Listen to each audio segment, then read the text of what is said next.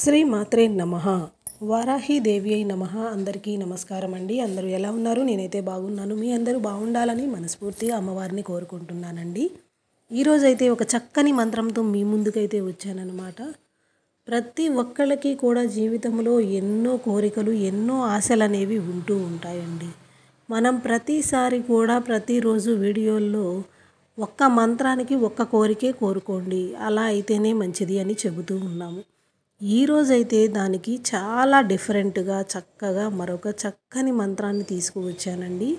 ఎన్ని కోరికలైనా, 1, 2 కాదండి, ఎన్ని కోరికలైనా తీర్చేటువంటి అద్భుతమైనటువంటి కార్యవీర్యార్జున మంత్రాన్ని అయితే తీసుకువచ్చానన్నమాట. ఆ మంత్రం ఏమిటి, ఎన్నిసార్లు జపించాలి అనేది కూడా వీడియోలో క్లియర్గా చెప్తాను. ప్రతి ఒక్కళ్ళు కూడా వీడియో ఎక్కడా మిస్ చేయకుండా, స్కిప్ చేయకుండా చూడండి. అప్పుడే మీకు వీడియోలో ఏం చెప్తున్నామో అన్నది క్లియర్గా అర్థమవుతుందన్నమాట.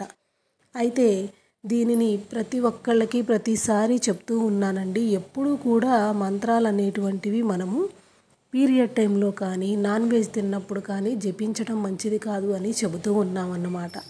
దీనిని గమనించి ప్రతి ఒక్కళ్ళు కూడా ఈ ఒక్క రూల్ అయితే ఖచ్చితంగా ఫాలో అవ్వండి. అలాగే మనం కోరిక కోరుకోమన్నాం కదా అని ఎదుటి వాళ్ళకి కీడు జరిగేలాగా, ఎదుటి వాళ్ళు నాశనం అయిపోవాలి అలాంటి కోరికలు కాకుండా, కోరిక కూడా ఏదైనా సరే ధర్మబద్ధంగా ఉండేలాగా, మంచి జరగాలి లేదా మీకు కావలసినటువంటి ఏదైనా అతి ముఖ్యమైనటువంటి కార్యాల గురించి కానీ కోరుకోవలసి ఉంటుంది. కోరిక అనేది ఎప్పుడూ కూడా అండి ధర్మబద్ధంగా ఉంటే మనం కోరుకున్న వెంటనే ఆ కోరిక అనేది తీరుతుంది. ఎలాంటి కోరికైనా, ఎన్ని కోరికలైనా తీరుతాయి. కాబట్టి ప్రతి ఒక్కళ్ళు కూడా ఈ ఒక్క విషయాన్ని గుర్తుపెట్టుకొని మీ కోరిక అనేది మంచితనంగా అంటే ధర్మంగా ఉండేలాగా అయితే కోరుకోండి. ఇప్పుడైతే మీకు మరొక చిన్న రిక్వెస్ట్ అండి. చాలామంది మన వీడియో చూస్తున్నారు కానీ లైక్ అనేది ఇవ్వట్లేదు. ఒక చిన్న లైక్ అనేది ఇవ్వండి. మన వీడియో ఇంకొంతమందికి అయితే షేర్ అవుతుందన్నమాట. ఇప్పుడు చెప్పబోయే మంత్రం గురించి 108 సార్లు అయితే జపించవలసి ఉంటుందండి. ఎందుకంటే ఎప్పుడూ కూడా మంత్రాలు అనేవి మనం గుడిలో పూజలో కూర్చున్నా, ఎక్కడ కూర్చున్నా, దేవాలయాల్లో పూజలు లేదా అర్చనలు చేసేటప్పుడు కూడా ఒక్కొక్క పదాన్ని 108 సార్లు అయితే చెప్పవలసి ఉంటుంది. అలాంటప్పుడు మనం స్వాహ అని మన యొక్క నోటితోటి పదే పదే చెబుతూ ఉండమని పూజారులు పూజ అనేది చేస్తూ ఉంటారు. కాబట్టి 108 సార్లు అనేది జపించడం వలన మనకి చాలా మంచి అనేది జరుగుతుందన్నమాట.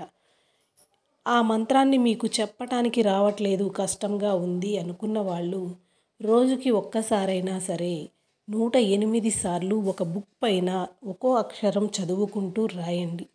మనం చదివినా కానీ, రాసినా కానీ ఫలితం అనేది ఎప్పుడూ కూడా ఒకేలాగా ఉంటుందండి. అందుకోసం అనేసి చదవటానికి రాని వారికి ఒక బుక్ పైన రాసుకోండి అని చెప్పటం జరిగింది. మంత్రం ఏమిటి అనేది కూడా స్క్రీన్ పైన క్లియర్గా ఇస్తానండి. అయితే మంత్రాన్ని జపించేటప్పుడు ఎక్కడైనా ఒక ప్రదేశంలో అంటే మీకు నచ్చిన, మీకు కుదిరిన ప్రదేశంలో పీస్ ఆఫ్ మైండ్తో కూర్చొని మీ యొక్క కోరిక అనేది ముందుగా ఆ స్వామివారికి చెప్పుకున్న తర్వాత మంత్రాన్ని జపించటం అనేది ప్రారంభించండి. ఖచ్చితంగా మీ యొక్క కోరికలు అనేవి వెంటనే తీరిపోతాయన్నమాట. అలాగే మనం ప్రతిరోజు వింటూ ఉన్న వారాహి అమ్మవారి మంత్రాలని కూడా చాలామందికి ఇంతకుముందు బుక్లో రాసుకోమని చెప్పి ఉన్నామండి. అలాగే ఈ మంత్రాన్ని అయితే మాత్రం ఎవ్వరూ కూడా మిస్ చేసుకోకుండా ఎన్ని కోరికలైనా తీర్చుకోవడం కోసం జపించవచ్చు. మంత్రాన్ని ఇస్తున్నానండి స్క్రీన్ మీద, ఒక్కసారి గమనించండి. ఓం నమః కార్తవీర్యార్జునాయ హూం ఫట్ స్వాహ. ఓం నమో భగవతే కార్తవీర్యార్జునాయ హూం ఫట్ స్వాహ. మంత్రాన్ని అయితే విన్నారు కదండి. చాలా సింపుల్గా ఉంటుందన్నమాట. కాకపోతే కొత్తగా చదివే వారికి కొద్దిగా చెప్పటానికి, నోరు తిరగటానికి కష్టంగా అనిపించవచ్చు. అయితే 1, 2 సార్లు చదివితే వెంటనే మీకు క్లియర్గా వచ్చేస్తుంది. అలా కూడా రావట్లేదు, కొద్దిగా ఇబ్బంది అనుకున్న వాళ్ళు రాయటానికి ప్రయత్నం చేయండి. మీకు వీడియోలో చూపించిన విధముగా ప్రతి ఒక్కళ్ళు కూడా ఈ యొక్క మంత్రాన్ని జపించి మీ కోరిక అనేది తీరాలి అని నేను కూడా మనస్ఫూర్తిగా కోరుకుంటున్నానండి. అయితే ఈ మంత్రాలు అనేటువంటివి ఎప్పుడు కూడాను మనం ఉదయం పూట బ్రహ్మ ముహూర్తంలో జపించటం అనేది చాలా శ్రేయస్కరం అన్నమాట. లేదమ్మా మాకు ఆ సమయంలో జపించడానికి కుదరటం లేదు అనుకున్నవారు సాయంత్రం పూట పూజా కార్యక్రమం చేసుకున్న తరువాత జపించండి. పూజ చేయలేని వారు కూడా ఖచ్చితంగా జపించవచ్చండి.